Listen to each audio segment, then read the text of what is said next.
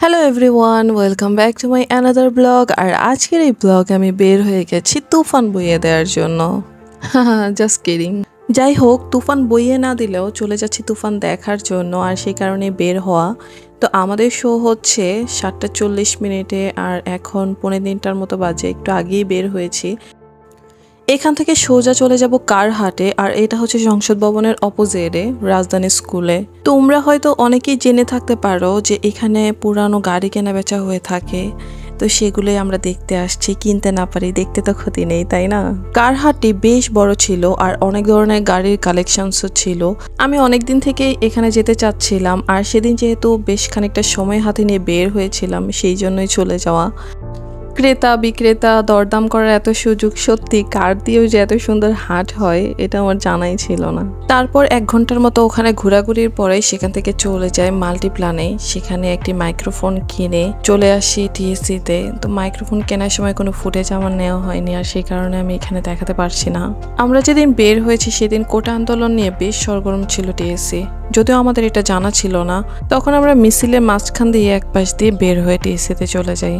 তুলনামূলক টিএসসিতে খুব ভিড় ছিল সেই দিন। তারপরে আমার টিএসসি যেতে খুব ভালো লাগে। আগে আরো বেশি যেতাম যখন ইডেনে পড়াশোনা করতাম, এখন আর সেরকম যাওয়া হয় না। আর সেই কারণেই বোধহয় সেখানে গেলে একটা অদ্ভুত ভালো লাগা কাজ করে। আর এটা হচ্ছে সেই মাইক্রোফোনটি, বয়া M1 Pro, যেটি আমি কিছুক্ষণ আগে মাল্টিপ্লান থেকে কিনেছি। টিএসসি গেলে আরেকটি জিনিস না করলেই না, সেটি হচ্ছে সেখানকার চা খাওয়া।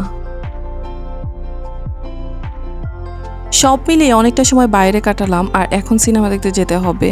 যাব লায়ন সিনেমা হলে, আর সেটা এখান থেকে অনেক দূর, সো হাতে একটু সময় নিয়ে বের হচ্ছি। তার আগের দিন থেকে সারা রাত বৃষ্টি হয়। ঢাকার কি অবস্থা দেখুন। শুধু এখানে নয়, আরো অনেক জায়গায় এরকম পানি জমে গেছে, আর সেই কারণে যানজটটা একটু বেশি ছিল। লম্বা সময় জেমে বসে থাকার পরে ফাইনালি আমরা বের হতে পেরেছি। আর আমরা ওই শপিং মলে এসে পৌঁছেও গেছি, সম্ভবত 8th ফ্লোরে সিনেমা হল। তো আমরা উঠছি, যেতে যেতে কোনো এক ফ্লোরে দেখলাম কিডস জোন। ভাবলাম একটু ঘুরে দেখে যাই। এত সুন্দর ছিল ভিতরের পরিবেশ, যেটা কল্পনা করার মতো না। আমাদের বাসা থেকে এত কাছে এত সুন্দর একটা শপিং মল আছে, সত্যি আগে জানাই ছিল না। হাতে কিছুটা সময় থাকায় এখানে ঘুরে ঘুরে দেখছিলাম, বাচ্চারা খেলা করছিল। আর এই হচ্ছে ফাইনালি আমরা মুভি দেখার জন্য সেই ফ্লোরে চলে এসেছি। দেখতেই পাচ্ছ অনেক অনেক মানুষ এসেছে এখানে মুভি দেখার জন্য। আর মুভি দেখার জন্য এখানে আমি নিয়ে নিয়েছি পপকর্ন, কোল্ড ড্রিঙ্কস আর আইসক্রিম। হলে বসে ভয়ে ভয়ে এইটুকু ফুটেজ নিলাম, কারণ ভাবছিলাম ভলেন্টিয়াররা দেখে যদি আবার কিছু বলে।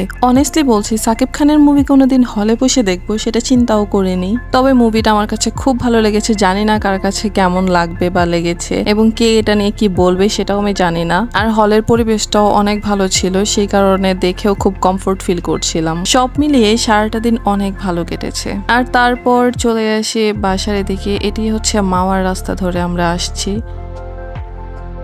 তো যাই হোক, এই ছিল আজকে আমার ব্লগ।